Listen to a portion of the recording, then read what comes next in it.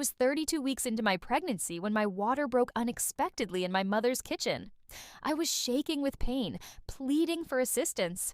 But instead of comforting me, she belittled me, called me overdramatic, and accused me of trying to ruin my sister's special day. Then she walked away, leaving me in agony on the floor, utterly alone. When I turned to my sister for support, her reaction was even more surprising. "Hi, I'm Anna, and I'm 34.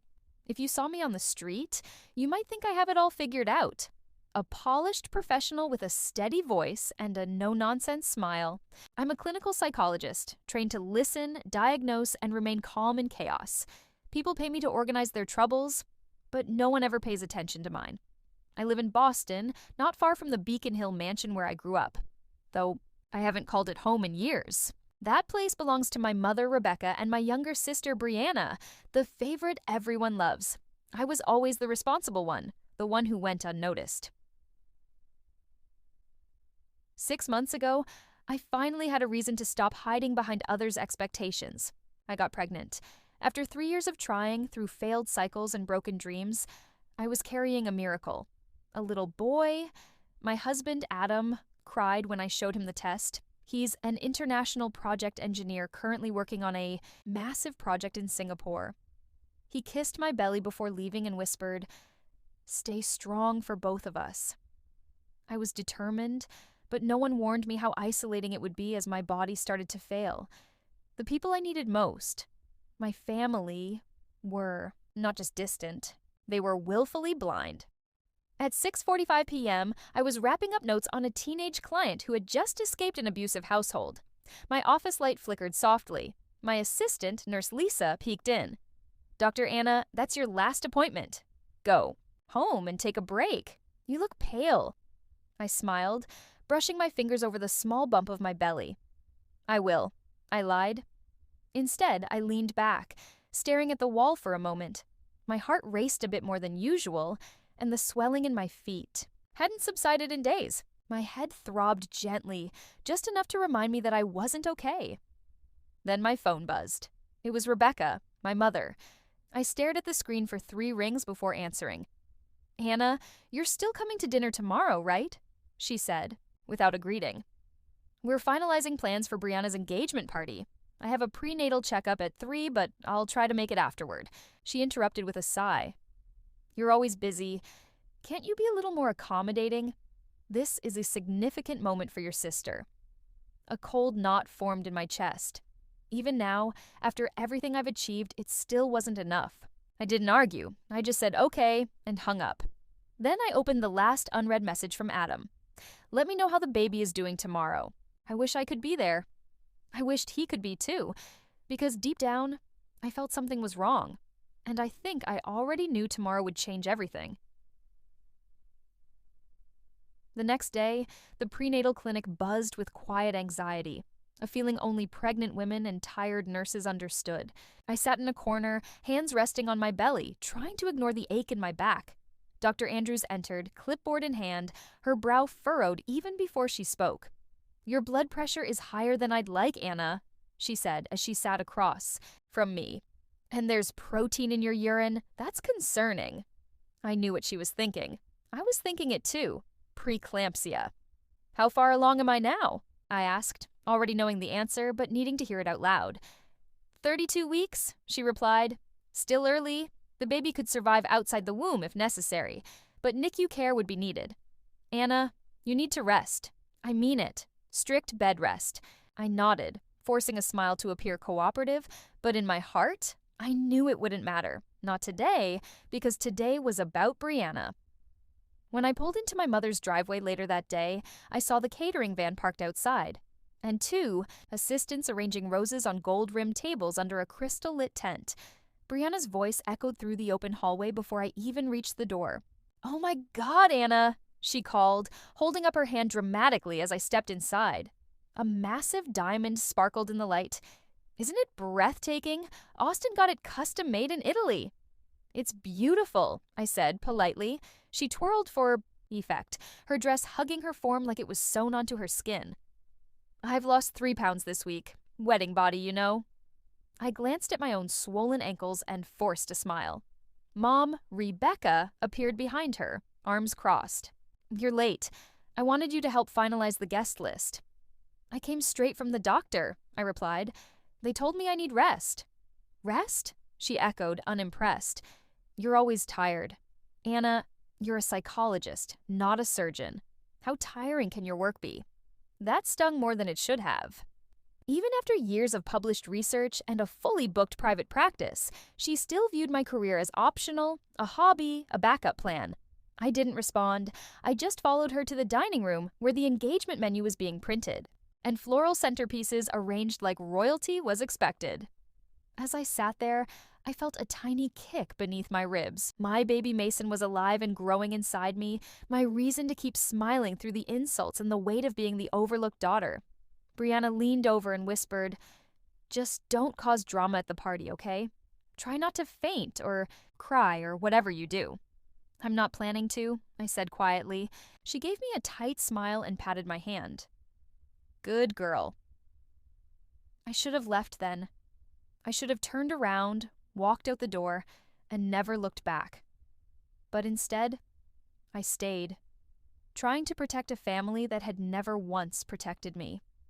I had no idea how close I was to paying for that decision with my life. The day before the engagement party, I sat at the edge of the guest bed in my mother's house, one hand on my belly and the other pressing against my temple. My headache had returned with a vengeance. My ankles were so swollen that even lifting my feet felt like a chore. I had planned to go home that morning to rest, to follow Dr. Andrews' orders, but Rebecca called me downstairs before I could even pack. "We still need to finalize the champagne service. Anna," she said from the kitchen without looking at me, "and Brianna needs help organizing the hair trials." I took a breath. "Mom, I need to talk to you, please." She turned, visibly annoyed, holding a tray of sliced strawberries. "What now?" "The doctor said I need complete bed rest. I'm showing early symptoms of preeclampsia. My blood pressure is high." "I can't." I paused, swallowing hard. "I can't be here tomorrow. I need to stay home, or I might end up in the hospital." She put the tray down with a sharp clink. "Are you serious right now? The day before your sister's engagement party? Do you have any idea how selfish you sound?" "Selfish?" I whispered. "You always find a way to steal the spotlight, Anna," she snapped. "You did it during her high school graduation when you fainted. You did it at my birthday dinner when you brought that research award plaque. Now this." I was stunned into silence. Then Brianna appeared, glowing in silk, her makeup half done, phone in hand. "What's going on?" she asked casually, glancing at me. "She's saying she won't come to the party because her foot's a little puffy," my mother replied. "That's not what I said." Brianna rolled her eyes. "Of course, another health episode. You know, Anna, you use that doctor title like it makes you more important. But guess what? This isn't about you." I blinked, not because I didn't expect it, but because hearing it out loud still hurt. "I'm not trying to steal anyone's spotlight," I said softly. "I'm just scared." They stared at me as if I had confessed to a crime. Then my mother straightened and coldly said, "You'll be at the party tomorrow. Don't embarrass me." Just like that, the conversation ended. That night, I stayed in the guest room, sleepless. I rubbed my stomach and whispered to Mason, "We'll be okay. Daddy will be home in a few days. Just stay with me, please." But my body had already begun to fail, and tomorrow, it wouldn't ask for permission anymore. It would demand survival. The morning of the engagement party dawned gray and heavy, as if the world had taken a breath and forgotten to exhale. I opened my eyes slowly. Every part of me ached. My hands were stiff and swollen. My head pounded, like a drum echoing in an empty room. I sat up too quickly. The moment I moved, dizziness hit me like a crashing wave. I grabbed the side of the nightstand to steady myself, forcing shallow breaths until my vision stopped spinning. Just one more day, I told myself aloud. After this, I can rest. I took a quick shower, moving like someone far older than I was. I got dressed, my fingers trembling as I pulled my maternity dress over my aching belly. I didn't bother with makeup. I didn't have the strength. Downstairs, the house buzzed with activity. Delivery men carried in golden white flower arrangements. Caterers rushed past with champagne glasses and dessert towers. In the kitchen, Brianna laughed with one of the stylists, her white dress clinging perfectly to her figure. As I stepped into the hallway, the first pain hit me. It wasn't just discomfort. It was sharp, deep, and piercing, as if something inside me had been ripped loose. I gasped and clutched the back of the sofa. Rebecca saw me, her expression hardening. "Are you seriously doing this now?" I couldn't even respond. Sweat broke out on my forehead. I need to go to the hospital," I whispered. Rebecca walked over, her perfectly styled bun not moving an inch. She lowered her voice so the guests wouldn't hear. "Don't ruin your sister's day, Anna." "Mom," I breathed, panic swelling in my throat. "I think I'm in labor. My due date isn't for 8 weeks, but the pain. Something's wrong." Behind her, Brianna arrived, fluffing her curls in the mirror. "You're kidding me," she said flatly. "You're not even full term." "I'm 32 weeks, I said, my voice breaking. "It's possible it's early, but it happens. I need help." Another contraction seized me. I cried out, barely catching myself as I doubled over. Then I felt it. Warmth, wetness. I looked down. Clear fluid trickled down my legs, soaking into the hardwood floor. "My water just broke," I said, trembling. Rebecca went rigid. Brianna's face went blank. Then came the sentence I'll never forget. Rebecca said, "Call an Uber. We're about to greet the guests." I stared at her, unable to believe she was serious. "You're sending me alone?" I whispered in this condition. "It's your choice," she replied, "but we're not canceling the party for this." Then they walked away, both, smiling as they opened the grand front doors to welcome Austin's family arriving in luxury cars. I stood in the hallway, shaking. The next contraction brought me to my knees. I collapsed onto the cold tile of the kitchen floor, cradling my belly, whispering to my son, "Hold on, baby. Please hold on." Somewhere deep within me, I realized that if help didn't come soon, neither of us would make it. The pain was unbearable. It came in waves, stronger and more frequent. My body shook, my palms pressed against the cold tile floor, my breathing ragged and uneven. I tried to scream, but it came out broken. "Please," I whimpered. "Someone help me." That's when the miracle happened. A voice called faintly from outside, followed by footsteps. The back door creaked open. "Anna!" came the urgent voice of Gloria, my neighbor from next door. She had heard me. She had heard what my mother and sister chose to ignore. Within seconds, she was kneeling beside me, her hands trembling as she pulled her phone from her cardigan pocket. "Oh God, you're burning up," she whispered. "You're in labor, aren't you?" I nodded through tears, unable to speak. My dress was soaked, and my arms clung to my belly like a shield. "Don't move," she said, pressing buttons rapidly. "I'm calling 911. She gave the dispatcher my address, described my symptoms, and kept her hand gently on my arm. "I'm here, sweetheart. Stay with me." Then she picked up my phone, which had fallen from my pocket, and opened my last text thread. "Adam." She didn't hesitate. She called. I could only hear her side of the conversation. "Adam, this is Gloria, Anna's neighbor. I'm at the house. She's in labor. Yes, it's early. She's not okay. I've called the ambulance. They're on their way. Please come as soon as you can." Her voice cracked at the end. Then, like clockwork, I heard it. Sirens. Faint, then louder. Gloria leaned in close, brushing my hair from my forehead as tears slid down her cheeks. "They're coming, Anna. Hold on. You're not alone anymore."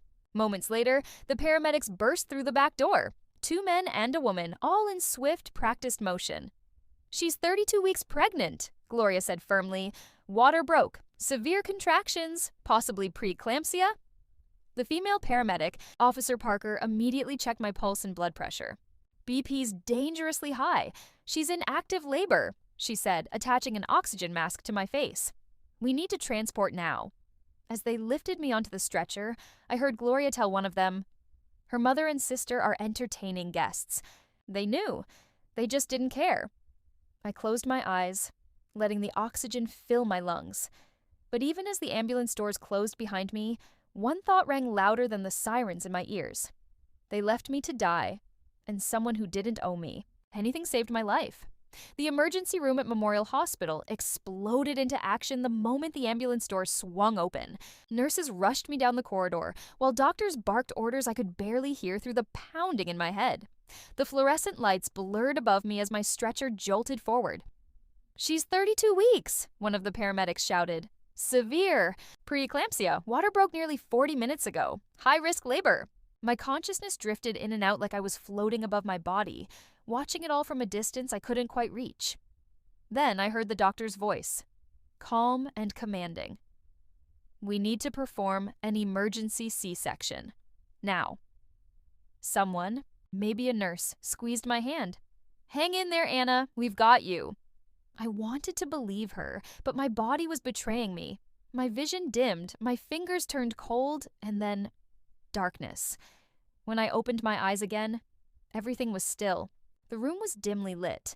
I heard machines beeping softly, oxygen flowing beside me. I was alive. I blinked slowly, then turned my head. Beside me, a young nurse, Nurse Lisa, smiled gently.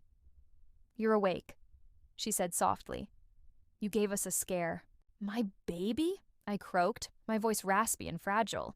"He's okay," she nodded. "Premature, yes, but strong. Breathing on his own. He's in the NICU, but stable. You named him Mason, right?" Tears filled my eyes. "Mason," I whispered. "He made it." The door creaked open, and a calm woman in professional attire stepped inside, clipboard in hand. "I'm Monica," she said gently. "I'm the hospital's social worker. I've been here since you arrived." She sat beside me. "Anna," she continued, "I've spoken to the paramedics, the neighbor who brought you in, Gloria, and reviewed your medical records. I need to inform you that this situation qualifies as a case of intentional medical neglect." I didn't say anything. My throat burned, and my soul felt raw. "I've submitted a formal report to the authorities," Monica said. "Police will investigate." Gloria provided a full statement. I nodded. That was all I could manage, but inside me, something was shifting. The years of silence, the gaslighting, the insults disguised as concern, the constant dismissal of my voice, it was all coming to an end. This wasn't just about me anymore. It was about Mason, and no one would ever endanger him again. Later that afternoon, the hallway outside my hospital room buzzed with quiet tension. Footsteps clicked against the polished floor. Nurses whispered behind the counter, and the soft beeping of machines offered a rhythm to the storm building around me. Then the door opened. They walked in, Rebecca and Brianna, still dressed impeccably, their hair done, their makeup untouched. But their eyes betrayed something else. Irritation, inconvenience, not concern. "I can't believe this," Rebecca muttered under her breath as she looked around the room. "You had to do this today of all days. The party was going perfectly." "We missed Austin's father's speech," Brianna added with a scowl, arms crossed. "Do you realize how awkward that was?" I stared at them, connected to IVs, drained of blood, my body stitched back together, and I said nothing. I didn't need to, because at that moment, the door opened again. 2 police officers entered, a tall man with sharp eyes, Officer Reed, and a composed woman beside him, Officer Parker. They stepped forward with purpose. "Rebecca Collins and Brianna Collins," Officer Reed stated. My mother turned with a polite, yet confused smile. "Yes, that's us. What is this about?" "You are under arrest for intentional child neglect and endangerment," Officer Parker said calmly, pulling handcuffs from her belt. "You have the right to remain silent. Anything you say—" "What?" Brianna shrieked. "This is a mistake. Surely you're joking." Rebecca interrupted, her voice faltering. We had a party. We didn't know." "Your neighbor, Gloria, provided a statement," Officer Parker said, her tone flat, as did the attending paramedics, the hospital's social worker, and the medical team. "You knowingly left a high-risk pregnant woman in active labor without assistance." "I told her to call an Uber," Rebecca shouted. "You left her unconscious on a kitchen floor," Officer Reed corrected, stepping forward. That's when Adam appeared at the threshold, suitcase wheels beside him, his face pale and filled with fury. His eyes met mine first, then shifted to them. "Why?" he asked, his voice low and trembling. Why did you leave her like that? Adam, we didn't, Rebecca began. Don't lie, he interrupted. Gloria told me everything. You knew, and you chose your party over her life. Rebecca's shoulders slumped. Brianna started to cry, mascara smudging under her eyes. It wasn't that serious, she said. Adam snapped back. She had emergency surgery. She almost died. And our son, his voice broke. He turned to me and walked to my side. You came back, I whispered, tears streaming down my cheeks. He gently took my hand. I told you I would. Behind us, the officers cuffed both women. Let's go, Officer Reed said firmly. As they were escorted out, Rebecca looked at me, not with regret, but disbelief, as if she still couldn't understand what she had done. I looked away because, for the first time, I was done hoping she ever would. The courtroom smelled of old wood and cold air, the kind of place where things ended, careers, reputations, illusions. I sat beside Monica, the hospital social worker, my hands folded tightly in my lap. Adam was on my other side, his presence and armor around me. Across the aisle sat Rebecca and Brianna, dressed not in designer gowns but in pale beige jail-issued uniforms, makeup free, dignity stripped away. The case was fast-tracked, the evidence was too strong, the circumstances too cruel. Testimonies were read aloud, Gloria's trembling voice describing the moment she found me, paramedics confirming the critical nature of my vitals upon arrival, Dr. Andrews explaining the dangers of preeclampsia and what would have happened had I not been brought in when I was. Then I was called to the stand. I stood slowly. Every step I took was for Mason. I spoke calmly, without bitterness, only truth. They left me to die. My own mother, my sister. They valued a party more than a life, more than family. My baby was born 8 weeks early. He spent 3 weeks in the NICU, struggling to breathe while they gave press interviews and tried to salvage their social standing. That isn't just cruelty, that's calculated neglect. The courtroom was silent when I finished. Even the judge looked shaken. When she spoke, her voice carried the weight of finality. This court finds both defendants guilty of intentional child neglect and reckless endangerment. Rebecca didn't flinch. Brianna sobbed. Given the evidence and the potential loss of life, the court sentences each of you to 3 years in state prison with no option for early parole. Gasps rippled through the room. Rebecca's jaw clenched. Brianna cried harder. The judge added, "May this serve as a reminder that silence in the face of suffering is a crime, and turning your back on someone who needs help can have serious consequences." As the bailiff led them away, Brianna turned to look at me. There was no apology, no regret, only the stunned realization that this time they couldn't spin the story, and they couldn't erase my name, because now I had found my voice. And I was never going back. The sea breeze in Cape Cod carried the scent of salt and hope. It had been a year since that courtroom scene, a year since I stopped living for anyone else's approval. The city lights of Boston were behind me, as were the echoing hallways of that Beacon Hill mansion, the place where I was raised but never truly seen. Now I stood barefoot in the grass of my own backyard, sunlight warming my skin as a paper. Lanterns swayed gently overhead. Balloons in soft blue and white danced against the garden fence. Today was Mason's first birthday. He sat in his high chair on the porch, wearing a tiny navy onesie that said, "Miracle in Motion." His eyes, wide and curious, were full of mischief, nothing like the weak, frightened look he had in that NICU incubator. He had made it, and so had I. Adam walked out of the kitchen with a tray of cupcakes, his apron smudged with frosting. He had left international projects behind and now worked for a local engineering firm, home every night, present for every first word, every shaky step, every early morning bottle. My village had grown. Gloria had moved just 2 houses away, visiting every week with homemade soup or silly hats for Mason. Monica, the social worker who once filed a report, was now a friend who attended our small book club and never left without, hugging me tight. Julia, my best friend, flew in from out of state to be here for the party. I didn't have a big family anymore, but I had a real one. As I picked up Mason and held him close, someone called from the deck. "Cake time!"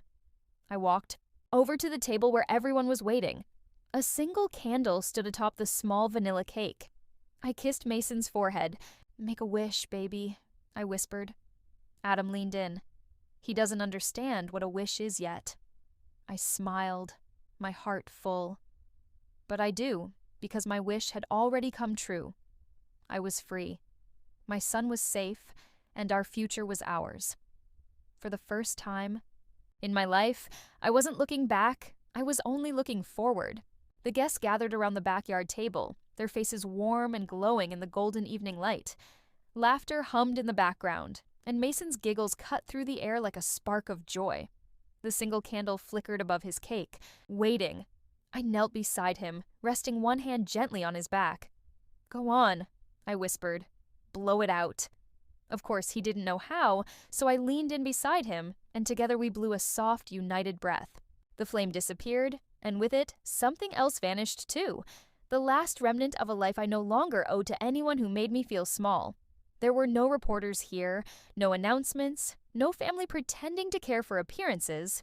Just the people who showed up when it mattered, who heard me when I whispered instead of waiting for me to scream. I stood up, looked across the garden, and realized something. Blood may connect you to people, but it doesn't make them your family. Family is who holds your hand when you're scared, who hears your pain before you speak, who saves you even when no one else sees you drowning. Mason reached up for me. I picked him up and kissed his cheek. His small hand touched my face, as if he understood more than words could say. Behind me, Adam wrapped an arm around my waist. "Do you think you'll ever forgive them?" he asked quietly. I looked towards the sunset. "Not with bitterness, not anymore. I don't need to." I said, "They're not part of our life anymore." In that moment, with my son in my arms and the wind lifting the hem of my dress, I knew something with absolute certainty. You don't owe anyone your silence. Sometimes walking away isn't weakness, it's survival. We turned back toward the laughter, toward the people who had become my real family. As the candle smoke curled into the sky, I smiled, not because everything was perfect, but because everything was finally mine. Thank you for watching.